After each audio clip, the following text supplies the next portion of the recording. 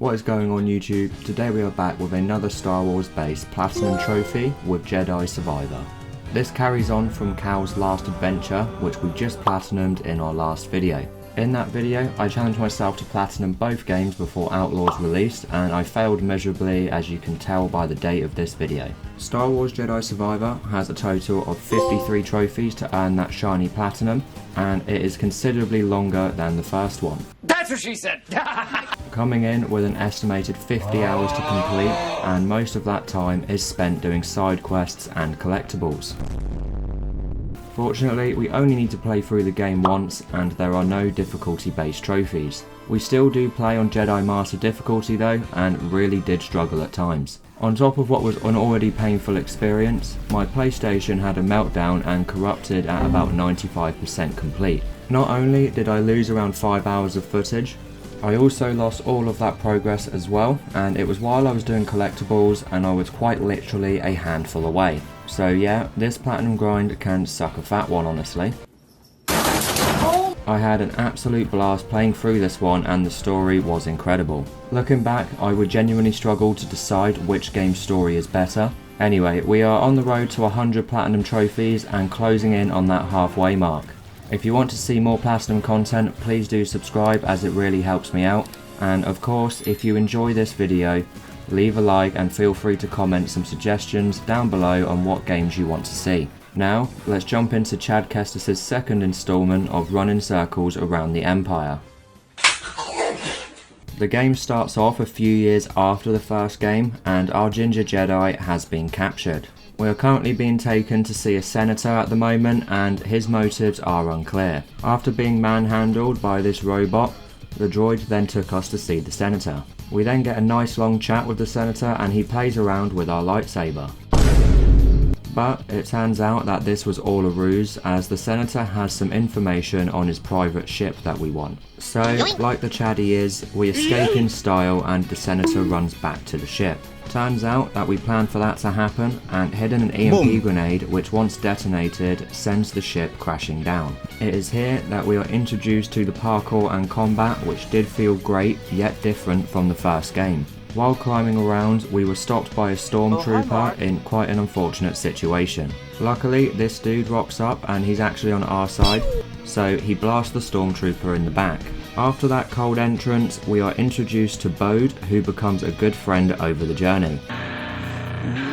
In this game, there is a cool mechanic where you can let your ally assist in combat. There is also a trophy for doing this a bunch of times too. After a fair bit of combat, we then head back and meet up with the rest of the squad. All of these are on Cal's crew, and we prepare to board the crashed ship.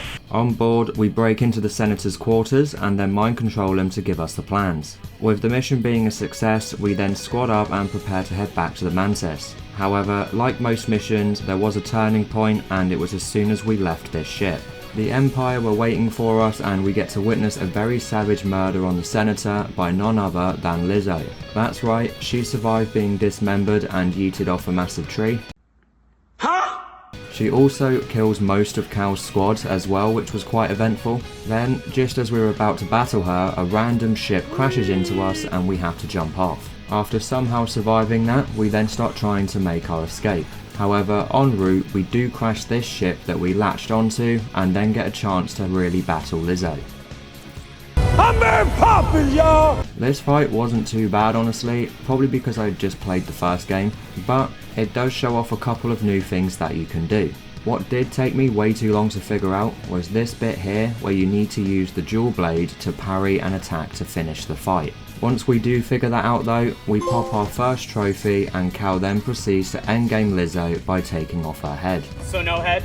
We can now make our way back to the Mantis, where we got to fight a little bit more of the Empire on the way. Sadly, only 2 of the squad made it out alive, Bode being one of them, and then there was this other dude. However, on our exit, the other dude gets sent back to the lobby and we narrowly escape, which pops our next story trophy. The Mantis did take quite a bit of damage, so we need to go and get it repaired. Since we had just lost everyone, this of course meant going to find Grease, but we first have to safely park the ship. This planet is called Kobo, and it is where you spend most of the game, honestly. While we were progressing through the more linear and smaller areas, we were trying to collect everything we could to avoid returning later on. This involved collecting things like chests, scanning things with BD, stim canisters, farming seeds and plants, but also collecting shards. We found out that about halfway through the game you don't need everything. You need to collect most sea pods, all 100 pyrite shards, and all of the fish. In terms of collectibles, that is where your focus will mainly be. We get our first combat-based trophy while doing this for hitting 3 enemies with a single roller mine. Then we also petted this bogling as well for another trophy. We managed to find this cave, which led us to a very difficult enemy, the Rancor. It was a great reference, but it also caused me many deaths. I think we were here for around 30 minutes just dying repeatedly and being too stubborn to leave.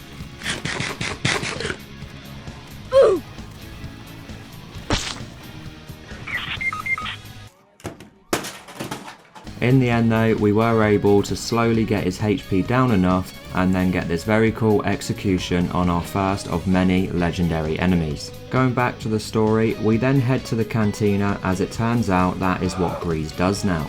But outside we see some raiders picking on this annoying frog thing called Turgle. He ripped them off basically and was about to pay the price until Cal intervened. Sadly, our half-chub moment gets cut short as we are then introduced to the leader of the raiders called Ravis, and what a unit he is. Eddie Hall and Chad then have a little bit of a chit chat, but after flexing our forbidden fleshlight a little bit, he did stand down and walk away. Now let's head into the cantina and have a little chat with our old friend Grease. Not only does he offer us a room, but he also gives us our next story trophy. Inside the room was this weird package that looks incredibly suspicious and wouldn't make it past airport security. It turns out Grease does have the bits that we need to fix the ship, and he stores them in these caves hidden under the cantina. After a little accident collecting the parts, we also learn that there is a Jedi chambers conveniently hidden down here as well, which we then go and explore.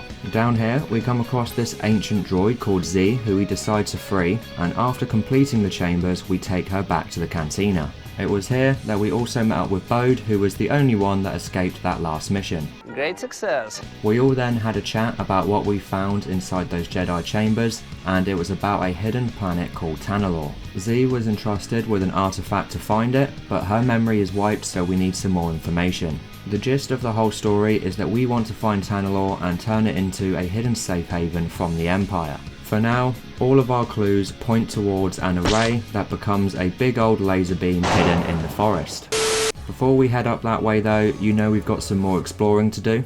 We stumbled across this town where not only were there a lot of droids, but there was also a classic boss hiding in here called the Spawn of Ogdo. At first I did appreciate the reference, but the frog in this game is probably one of the hardest enemies, and it sent me back to the main menu for another 30 minutes. In the end though, unlike the Rancor, I did admit defeat and we had to write him off to come back to later. This definitely didn't sting my ego a bit. Oh my god! We of course found a lot of items and collectibles while exploring. There was also our first Jedi tear that are either combat or parkour challenges scattered around the map. Once completed, we decided to make our way back towards the main mission and head into the forest to look for this array.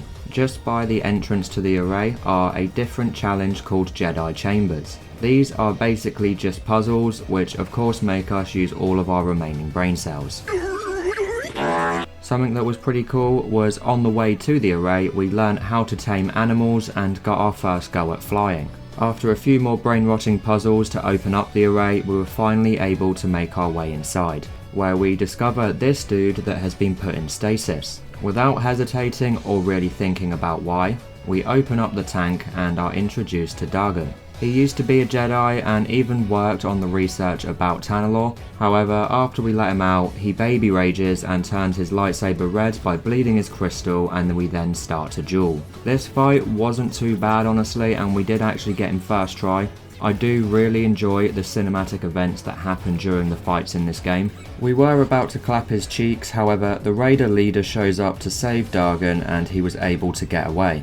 But at least we got a trophy. Heading back to the saloon, we were able to give flying another go, but also learn how to tame these Neko creatures. Back at the town, we were able to spend some of the shards that we had collected and netted a trophy when we spent our 25th one. With the ship repaired and some information under our belt, we thought we should go and catch up with Seer, as Grease mentions she has been recovering old Jedi archives. This involves heading to another planet called Jeddah, but before we leave we get a trophy for apparently sending our mount off a cliff. No clue how or why, but we will take it as we don't have to put ourselves on Peter's watch list. The crew then all start T-posing as well, which becomes a funny reoccurring thing between planets. Once we land on Jeddah, we then have to meet one of Seer's contacts who will take us to her. Before we get to that though, we of course go round and have a little look around Jeddah. This meant your standard collectibles and fights, but we did also find another rift challenge which we barely completed. Back on the story path, we had to clear out some more troopers chilling in these ruins. Then, when we were climbing around what is left of the ruins, we were interrupted by a jet trooper who immediately regrets that decision and we fall into a small arena. Luckily though, Seer's contact turns up to save the day, and it is no other than Cal's spooky goth girl, Merrin. She had one badass entry cutscene and absolutely wipes the floor with the troopers, and after we've had a little chat, we pop our next story trophy. Just like Bode, we can command Merrin to attack certain enemies, and after we tag team the remaining troopers, we then head on through the ruins. In the next fight, we popped another combat trophy for killing our 20th unaware enemy. Since we were also spamming our companion ability for that trophy, it did not take us long to achieve 10 assists with both Bode and Merrin for arguably the only missable trophy of the game. On the way out of these ruins, we stumbled across this massive scorpion thing, and after realising we can't attack it head on, we quickly took it out. Then we learned how to tame these alien giraffe things and get to head out into the desert. However, we were quickly knocked off of our creature when it got spooked during a sandstorm, and we briefly lost Merrin. It did not take us long to meet back up with her, and then we were immediately ambushed by an ATST which we were able to use to help us get over this wall. We then head straight to Seer's hideout, and once we arrive we are greeted by that Jedi from the Discord calls in the first game who we honestly thought was dead, which of course was a bit of a shock factor for myself. We then head inside and get a reunion with Seer, who has changed her appearance to be more like Will Smith's husband. What the hell? Then of course we pop our next story trophy as well. Bode also rocks up and awards us with a blaster, unlocking our new favourite stance that we mostly use for the rest of the game. We were not able to get much from the archives, but we were told about some old hideouts and arrays to go and check out for some more information. The first one that we go to is on the shattered moon of Kobo, and it is now a small space facility.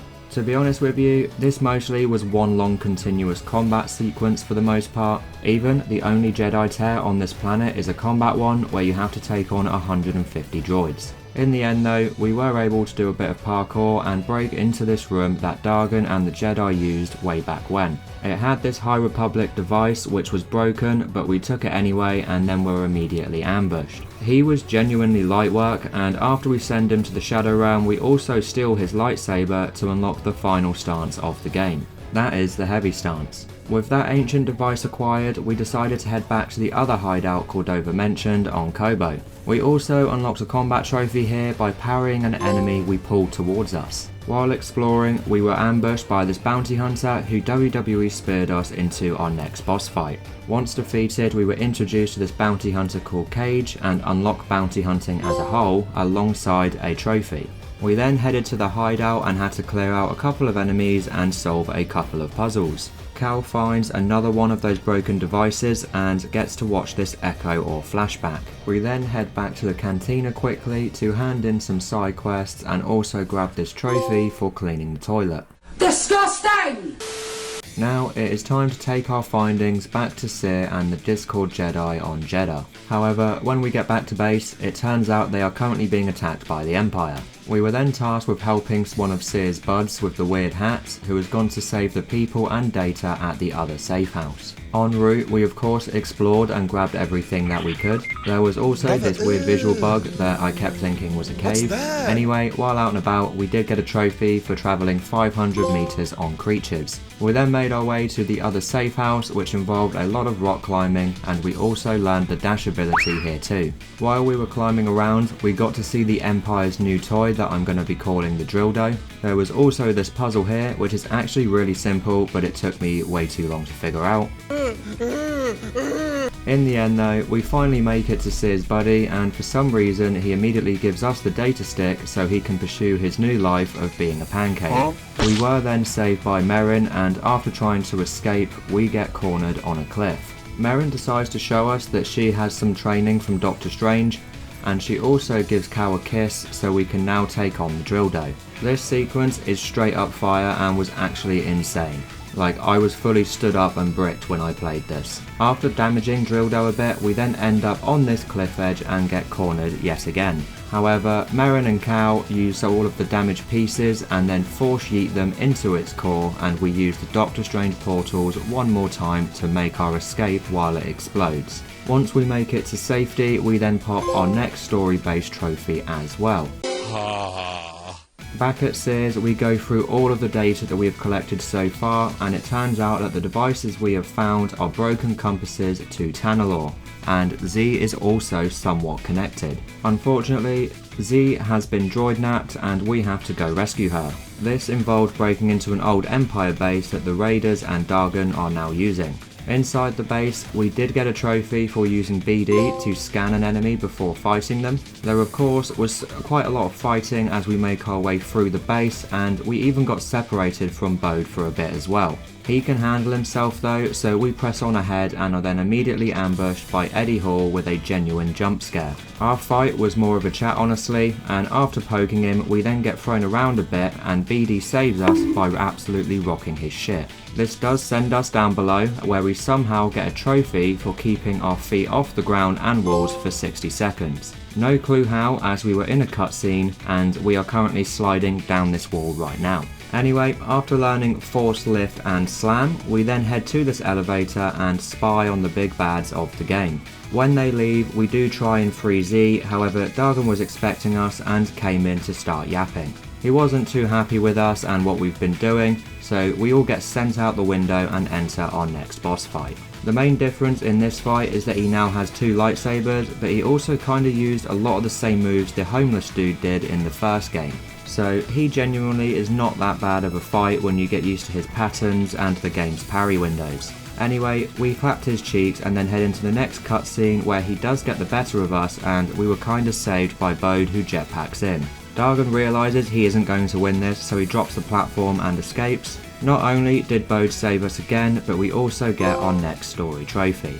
We then free Z and head back to the Mantis, as when we were eavesdropping we heard that there is some importance with that moon base. On the way back, we did a few collectibles like fishing with this dude, and we also helped this droid out for a trophy. Next up is to go back to the shattered moon base. Here we basically chase down the Raider leader Eddie Hall while looking for information. There is a trophy for throwing an enemy into this laser beam thing here, which we quickly done. Then we have to do some parkour around the base to reach this room where we get to see another flashback. This flashback shows Dargon's partner basically chop his arm off and throw him in a Bacta tank. It is actually quite savage honestly. Once we relived that, we then went to the workbench to get an upgrade for BD1 and another trophy for customizing him. Now we have to do some more parkour to make our way to the room that Ravis is in using our new tools. This whole interaction cutscene was amazing honestly, but it was time for us to have our final showdown.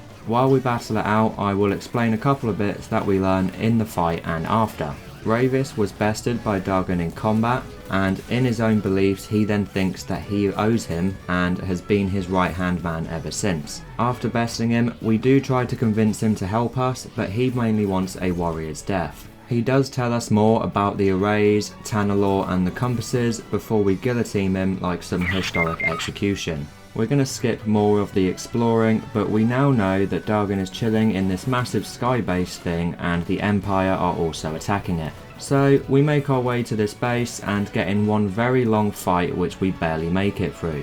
Then, to top it all off, we get a boss battle right after where we have no health or stims. Oh, never mind. Anyway, now it is time to actually start scaling the sky parts of this base using all of our parkour abilities. There is of course a little bit of fighting on the way up too, but when we get to the top we were able to pop a trophy for maxing out 3 skill trees. Now it is time to have our final battle with Dargon. It does start off with Bode, however when we get a couple of hits in we enter this cutscene. I thought he was about to run off again, but he puts Bode to sleep and then throws us at the ceiling in this inverted battle arena to 1v1. Obviously this is all an illusion, but it does take Cal a little while to figure this out. In the fight, Dargon has a few extra moves and combos, but for the most part he was kind of similar to the last few fights we've had. It did not take us long to whoop him, and then Cal realises that it's all one big illusion. Cal decides to turn himself into a woman because it's 2024 and he can do.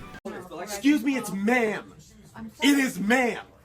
Then he uses this as an opportunity to get close. When we get close, we impale Dargon and then cut him down to break all of the illusions that he was using.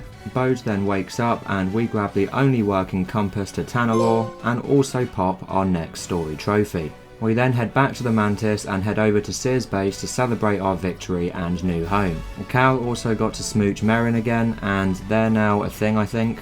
The next day we all regroup back at base and have a look at the compass to plan our path. Sadly though, it turns out that Bode is working for the Empire and not only steals the compass, but he also shoots Cordova point blank, sending him back to the main menu. Better scramble like an egg before you get folded like an omelet, nigga. We of course cannot let that slide and then have to chase him down. This is a very sick chase sequence on a speeder, which I was not expecting. On the speeder we had to deal with the Stormtrooper and then catch up with Bode. Cal then ghosties the speeder and jumps off to hang on to Bode and bring him down into this arena. This of course leads to our next fight, and Bode tops it off by showing us that he is also a Force user. At this point I was fully mind blown and also annoyed because I really liked Bode. We then battle it out in a fight that we are meant to lose, as we then get sent off a cliff and have a power nap in the process. While we're sleeping, we get to play as Cere as she defends the archives from the Empire invasion. We of course wipe the floor with waves of stormtroopers, and when we make it back to the archives, we back up all the data and give it to the gang. They then get on the Mantis and we stay behind to defend the archives. At first I thought she was just being stupid, but it turns out that she sensed none other than Darth Vader and she wanted her rematch. In retrospect, it was still kinda stupid. But this whole fight, hands down, was the best one of the whole game, and it was just incredible. It was a good balance of difficulty, causing a couple of resets, and it was insanely cinematic. I am just so glad that Will Smith's husband got this whole fight here, and I was actually surprised at just how strong Cere was. I will say this, Cere nearly actually beat him, and for a moment, I thought she did. However, Vader narrowly escapes death by also impaling Cere, and although she lost, what an effort. There was a newfound respect for Froggy honestly, as not many could do what she just done in a fair 1v1 with Vader. So, the Empire's assault cost us both Cere and Cordova. When Cal and the gang find out, we then get a very emotional cinematic, followed by them ready to finish the fight, and of course a very bitter feeling trophy. Even though Bode escaped, he conveniently left his squad tracker on and we were able to track him to the Nova Garen Empire base. While here, we make our way through the base and find the base's man in charge. Cal is no longer messing around and is running out of patience. He not only gets all the information he needs, but he also knocks him out and steals his uniform. With this disguise, we stroll through the base and go straight to Bode's quarters, where we meet his daughter Kata. Turns out, Bode has been working with the dude that we knocked out in exchange for a safe haven for his daughter. He doesn't like the Empire, so wants to take Kata to Tanalorr. Why he stole everything and killed our friends, I don't know. Like, he could have just come with us. Anyway, this whole interaction doesn't take long to go sour, and the base goes on full alert. It is here that we unlock the ability to tap into the dark side a bit and have a rage mode. We get plenty of opportunities to rage quit on the way back to our ship. There is a trophy that we got for killing our 50 enemy while in this upset state. Apart from being ambushed in this corridor, Cal also nearly gets taken out by the captain and chokes him out. Merrin makes him stop, and then we head back to the ship to not only escape but come up with a new plan, as Bode also got away. But we did get our next story trophy. We then figure out what the compass shows, and it is that all of the arrays on the planets are connected. When they're all turned on, they basically shoot a pathway through something called the Abyss. Tanalorr is a planet that is in this uncharted territory, which is why it's not on any maps. The only way to get to it is through the abyss, which will result normally in instant death. So it is pretty safe from almost anything. We then go with Z to get all of the arrays lined up to pop our next story trophy. With our last objective being to actually head to Tanalorr, I thought I was going to take some time to complete all of the other trophies for a platinum pop upon story completion. The first one we went for was for confusing an enemy and having them kill a different enemy. This whole cleanup process had so much to do, and it is where we spent most of our game time. Our plan for this was to complete rumours and bounties first. While we are going to each area for them, we will then try and collect everything that we have missed. This obviously meant that we had a good mix of fighting, parkour, collectibles, rifts and puzzles. The next trophy we got was for collecting all of the fish with scuba. We then explored these cabins, which gives us a trophy once we make it to the end. During the game, you can find people that you send back to the cantina, and when we find our last person, we pop that trophy too. We then made our way to the highest point on the map for this trophy here. Then we spent the next 20 minutes back at the cantina playing games of Holo Tactics. Generally quite a fun minigame.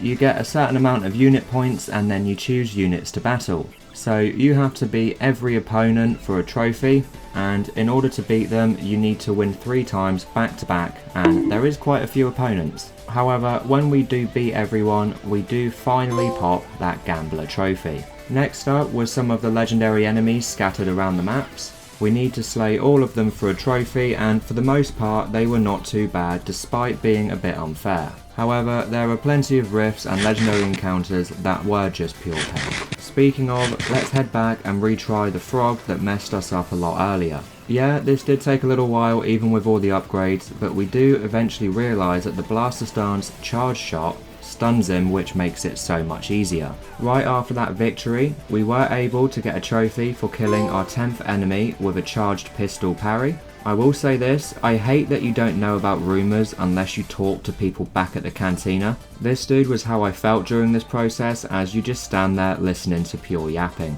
Anyway, we got a few easy back-to-back trophies. One was for equipping a poncho, which is a reference to the first game of course. Then we customised everything on Cal for another trophy, followed by putting a headband on and hitting this training dummy for another trophy. Now we just went back to spending a few hours going round the map and getting the bits that we need. Lots of challenges, lots of fights and lots of collectibles. However, we do eventually get another good run of trophies. The first one was for having the max perk slots and filling them all up. Then we went to the 150 droid Rift Tear challenge to get the last combat trophies that we needed. First up was for slamming 5 enemies with a single slam. Then we done 10 perfect parries with the dual blade special attack. After that, we then had to attack 20 lifted enemies to pop another trophy. And finally, we got a trophy for dodging 50 attacks with the force dodge ability. With that good run of trophies, I thought it was time to get more of the bounties and boss fights out the way. For the most part, the bounties are actually alright, and the most annoying part about them was bouncing between the planets for every single one. Anyway, we will finish off the bounties very shortly. For now, let's focus on these 2 fights that took about 2 hours of my life. They were just pure pain, and if you've ever played this game, you know which fights I'm about to say. The first one has been playing, and it is the double Rancor fight. 1 was just pure pain, but 2 is just plain cruel. I would be here forever talking about how much I hate this fight, but it does get worse. It took us way too long to beat that one, and now let's cover the next fight. It is 2 Ogdo Bogdos. This fight here might be one of my hardest fights I've had in gaming, honestly. There is absolutely no reason for it, and whoever sat and approved this fight, Your mom's a hoe! it has been so long since I've got legitimately angry at a game, and this fight brought a new felt rage, honestly. I won't say much more, but I know I was ready to throw hands by the time I actually beat this fight. We then quickly finished off the other rifts as well to get that trophy out the way. After that, we then also grabbed the last bounty that we needed and went to hand it in. However, Cage has left a note to meet up back where we first met. Turns out, she was increasing our bounty by making us kill other hunters, and then was going to cash us in when we were worth loads. It was quite clever really, but it does end up with us fighting. Despite one reset, this fight isn't too bad, it's just annoying how mobile she is. What is incredible though, is what happens once we beat her. we get an amazing cameo from the legend Boba Fett. Genuinely equal to Vader rocking up at the end of the last game in terms of hype. Once we chat with Boba and let him take Cage away, we pop another trophy for completing that storyline. It was here that my save had corrupted and the PlayStation crashed. It meant that I'd lost all my progress I had done for the last 5 hours on the side mission, but also meant a good chunk of my footage got corrupted too. The main downside was being 7 priorite shards away from finishing and loading back up having to collect 52. After that kick in the nuts, our aim at this point was just to speed run what we can. Luckily, we had completed all of the side mission based trophies, so didn't need to replay any of those. Instead, we just had to go after most of the legendary enemies again and any Jedi chambers that we completed too. This did take a while of course, and I am still salty, but we do eventually start popping trophies. The first one was for completing all Jedi chambers and their challenges. Then, after a couple more hours, we finally collected all priorite shards after panicking on the last one that is hidden up here above where you free Z and can only be got upon revisiting. We then cashed them all in for the most annoying trophy of the whole game. Then I went after the last of the legendary enemies, and after figuring out which one I needed, we then pop our trophy. Next we had to put a mullet on Cal and then drop kick an enemy for the Roadhouse trophy. After all that time, we went back to the garden to check in on it, and after planting one of every plant type, we got a trophy for getting our garden to its maximum size. Now it is finally time to finish off Jedi Survivor and its platinum trophy by going to Tanalorr. The last 2 trophies are for beating the game, and then once we have our final fight with Bode, we will get our last data entry too. As you can expect, riding a space laser through uncharted territory did not go smoothly, and we only just make it through after Cal used the hyperdrive and had to wing it. We do narrowly make it though, and Tanalorr is actually quite a sick planet honestly. It of course does not take us long to locate Bode and his daughter. However, his daughter actually sides with us and tries to help us to get Bode to stand down. This doesn't exactly go to plan, and he kinda loses his shit, and we enter the final fight of the game. Bode is a 3-stage boss fight and actually a bit of a challenge as he has some pretty sick combos. What I did find weird was that he nearly kills his daughter twice, destroying environments in the cutscenes between phases. Apart from that, this was a genuinely great fight sequence to the end of the game, and the story about his daughter really amplifies everything. We do eventually beat him, and we do try to convince him one last time to stand down. However, just when it looks like he was gonna do it, he tries to cheap shot us with a broken blaster, which gives Cal a chance to endgame him in front of Kata. Emotional damage! Between cutscenes, we pop the data entry trophy for getting all enemy entries in the game, followed by a funeral cutscene where we all get to say bye to those that we have lost, and then the credits roll, where we pop the trophy for not only beating the game, but also that elusive platinum trophy which has caused a lot of pain. What an experience that was, both good and bad. Something worth mentioning, everything bad about the game was to do with factors like glitches and corrupted saves, and nothing to do with the story and core game. It was an incredible story and really carried on Cal's journey in such a great way. You genuinely feel like Cal has grown up and is more of a Jedi in this game, and I also like the character arcs that all of the team went on as well. Overall, a very good game, but a very tedious platinum experience. If you enjoyed this video, please do leave a like and comment what games you want to see. I am currently playing through Star Wars Outlaws, which will be the next video I think. If that is of interest to you, or you want to follow our journey to 100 platinum trophies, then please do subscribe. It really helps me out, and I will catch you in the next one. 我很喜欢冰淇淋。